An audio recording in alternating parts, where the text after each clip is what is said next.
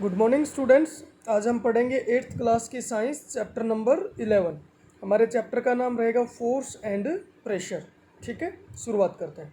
Force force क्या होता है बच्चों? किसी चीज़ को धकेलना या उसको खींचना फोर्स कहलाता है। और फोर्स हमेशा क्या करता है, या तो ऑब्जेक्ट मान लो रेस्ट में है तो उसको वो मूव करवा देगा, और हो सकता है कि ऑब्जेक्ट मोशन में हो तो फोर्स से हम उसको रेस्ट में ला सकते हैं। या फोर्स जो है, कोई ऑब्जेक्ट मूव कर रहा है उसकी डायरेक्शन को क्या कर सकता है, चेंज कर सकता है।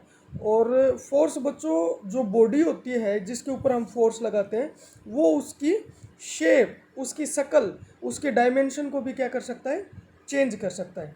ठीक है, तो फोर्स कर लेंगे। A force arise due to the interaction between two object. बच्चों फोर्स जो होता है वो हमेशा दो ऑब्जेक्ट की वजह से लगता है। कभी ऐसा नहीं होता कि एक ऑब्जेक्ट के ऊपर। जब दो ऑब्जेक्ट एक दूसरे के साथ इंटरेक्ट करेंगे तो ही फोर्स लगेगा। यानी फोर्स के एग्जिस्टेंस के लिए कम से कम दो ऑब्जेक्ट, कम से कम दो बॉडी होना ज़रूरी है। ठीक है, फोर्स की बच्चों डायरेक्शन भी होती है और इसका मैग्नीट्यूड भी होता है।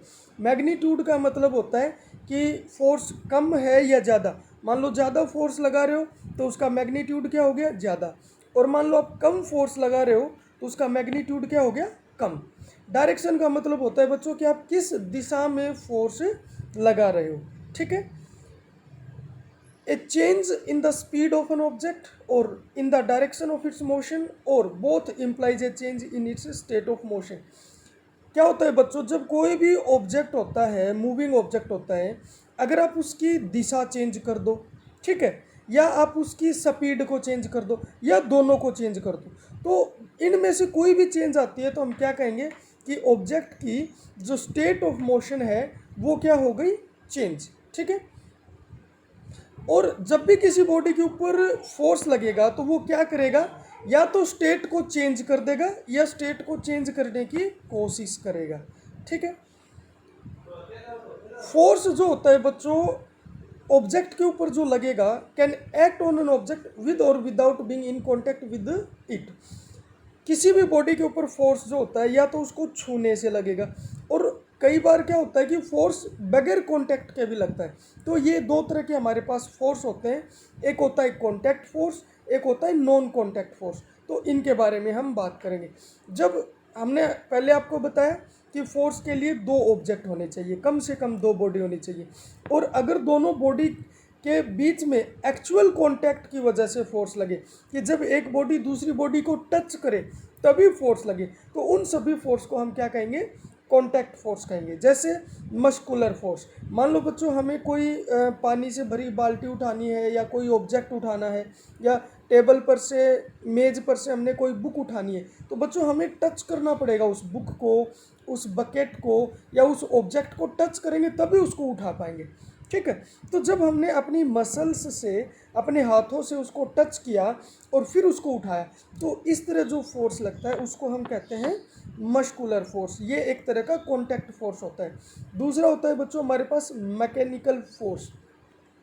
मशीन जब एक दूसरे ऑब्जेक्ट पे फोर्स लगाती है या उसके अलग अलग जो पार्ट होते हैं उनकी वजह से फोर्स लगता है, वो भी तभी लगेगा जब वो दो पार्ट एक दूसरे के कांटेक्ट में आ जाएंगे। इसी तरह से बच्चों फ्रिक्शनल फोर्स होता है कि दो ऑब्जेक्ट जब कांटेक्ट में आएंगे तभी फ्रिक्शन लगेगा। ठीक है, तो ये सब किस फोर्स के एग्जाम्पल हैं, कांटेक्ट फोर्स के एग्जाम्पल है। अब हम बात करते हैं नॉन कांटेक्ट फोर्स की। जब बगैर ऑब्जेक्ट, दो ऑब्जेक्ट हैं और उनमें बगैर कांटेक्ट के फोर्स लगे तो उसको हम नॉन कांटेक्ट फोर्स कहेंगे। जैसे मैग्नेटिक फोर्स, बच्चों जब चुंबक होती है, जब वो दोनों पास पास आती हैं, वो अभी कांटेक्ट में नहीं आई है, पास पास आई है, तब भी दोनों में क्या लगेगा, फोर्स लगेगा। तो जो मैग्नेटिक फोर्स है वो एक नॉन कांटेक्ट फोर्स है। यानी मैग्नेट की वजह से, चुंबक की वजह से जो फोर्स लगेगा उसके लिए कांटेक्ट होना ज़रूरी नहीं है, जब पास पास लेके आएंगे तब भी फोर्स लगेगा। इसी तरह से होता है इलेक्ट्रोस्टैटिक फोर्स। बच्चों जब दो चार्ज पास पास आ जाएंगे तो उनमें जो अट्रैक्शन या रिपल्सन लगेगा उसको, वो भी बगैर कांटेक्ट के लगेगा। ठीक है, तो वो भी नॉन कांटेक्ट फोर्स हो गया। ग्रेविटेशनल फोर्स होता है बच्चों, जैसे हम एक पत्थर को अगर हवा में उछाल दें तो वो वापस थोड़ी ऊपर जाके वापस नीचे आएगा, क्योंकि अर्थ ने क्या कर लिया, उसको वापस खींच लिया। तो अर्थ जो है वो पत्थर से कांटेक्ट में तो है नहीं, लेकिन बगैर कांटेक्ट ही उसने उसको क्या किया, अपनी तरफ खींच लिया। तो जो ग्रेविटेशनल फोर्स होता है वो भी क्या होता है, नॉन कांटेक्ट फोर्स। ठीक है, इसके बाद बात करते हैं बच्चों हम प्रेशर की। प्रेशर क्या होता है, देखो हम फोर्स लगाते हैं और वो कितने एरिया के ऊपर लगता है, तो एक यूनिट एरिया पे लगने वाले फोर्स को हम प्रेशर कहते हैं। ठीक है, जैसे बच्चों एक तो हम किसी ऐसे सरफेस पे खड़े, जैसे हम क्या करते हैं, हम अर्थ के ऊपर खड़े हो गए, तो हमने अर्थ के ऊपर क्या लगा दिया, फोर्स लगा दिया। किस एक एरिया है जो हमारे पैरों के नीचे है, हमने उस एरिया पे फोर्स लगा दिया, इट मीन्स हमने प्रेशर लगा दिया। ठीक है, लेकिन अगर हम किसी कील के ऊपर खड़े हैं तो हमने कम एरिया के ऊपर फोर्स लगाया। कील का एरिया तो कम होता है, पहले हमने जिस ज़मीन पे फोर्स लगाया था उसका एरिया ज़्यादा था, लेकिन जब हम कील के ऊपर, एक कील के ऊपर खड़े होते हैं तो उसका एरिया क्या होता है, कम। तो कम एरिया पे फोर्स लगेगा, एरिया कम हो गया तो प्रेशर क्या हो गया, ज़्यादा। एक एग्जांपल और देता हूँ, जो हम बैग होते हैं, स्कूल बैग, जब हम उनको अपनी पीठ के ऊपर डालते हैं तो जो स्ट्रिप आती है ना बैग की, जो कंधों के ऊपर से निकलती है, तो वो स्ट्रिप जो होती है वो चौड़ी होती है, ताकि एरिया क्या करे, ज़्यादा कवर करे। ज़्यादा एरिया पे फोर्स लगेगा, इट मीन्स प्रेशर क्या होगा, कम। और अगर वही चौड़ी स्ट्रिप बिल्कुल एक रस्सी की तरह हो, तो जो हमारे कंधे हैं वो इनमें चुभने लगेगी, यहाँ प्रेशर क्या हो जाएगा, ज़्यादा। ज़्यादा क्यों हो गया, क्योंकि देखो फोर्स तो उतना ही लग रहा है जितना बैग पहले लगा रहा था, लेकिन वो अब एरिया कम हो गया तो प्रेशर क्या हो गया, ज़्यादा। यानी यूनिट एरिया के ऊपर, एक एरिया के ऊपर लगने वाले फोर्स को हम क्या कहेंगे, प्रेशर कहेंगे। ठीक है, प्रेशर बराबर होता है force divided by area. Area अगर ज़्यादा होगा तो प्रेशर कम होगा, और एरिया अगर कम होगा तो प्रेशर क्या होगा, ज़्यादा। ठीक है, अब आगे करते हैं। Like solid liquids also exert pressure. बच्चों सॉलिड होता है वो भी प्रेशर लगाता है, और जो लिक्विड्स होते हैं, फ्लूइड्स, फ्लूइड मतलब जो फ्लो कर सके, जैसे पानी फ्लो करता है तो पानी को भी हम फ्लूइड बोलेंगे, गैस फ्लो करती है तो गैस को भी हम फ्लूइड बोलेंगे।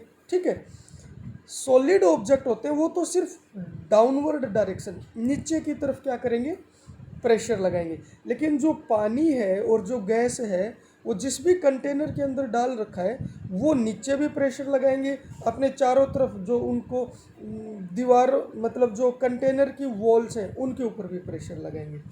ठीक है, the thick blanket of air that cover the earth is termed as atmosphere. बच्चों एटमोसफियर किसे कहेंगे, जो हमारी अर्थ है उस अर्थ के चारों तरफ जितनी भी गैसेज हैं, इस गैसेज के एनवलप को हम एटमोसफियर कहते हैं। ठीक है, और एटमोसफियर भी क्या करता है बच्चों, प्रेशर लगाता है। ठीक है, और एटमोसफियर के द्वारा लगाए गए प्रेशर को हम क्या कहेंगे, एटमोस्फेरिक प्रेशर कहेंगे। कर लेंगे यहाँ तक।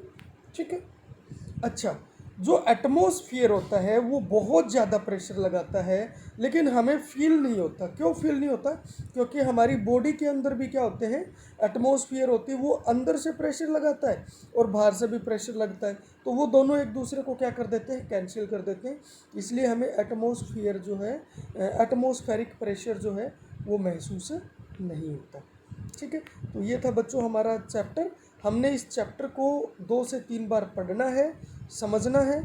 अगर कोई दिक्कत आती है, समझ में नहीं आता, तो आप पेरेंट्स से मदद ले सकते हो, हमें बता सकते हो, हम दोबारा से समझा देंगे। ठीक है, और इसके क्वेश्चन आंसर आपको मिल जाएंगे, जो आपने साफ साफ अपनी फेयर कॉपी के अंदर क्या करने हैं, राइट डाउन करने हैं। ठीक है, तो आज के लिए इतना ही। Thank you.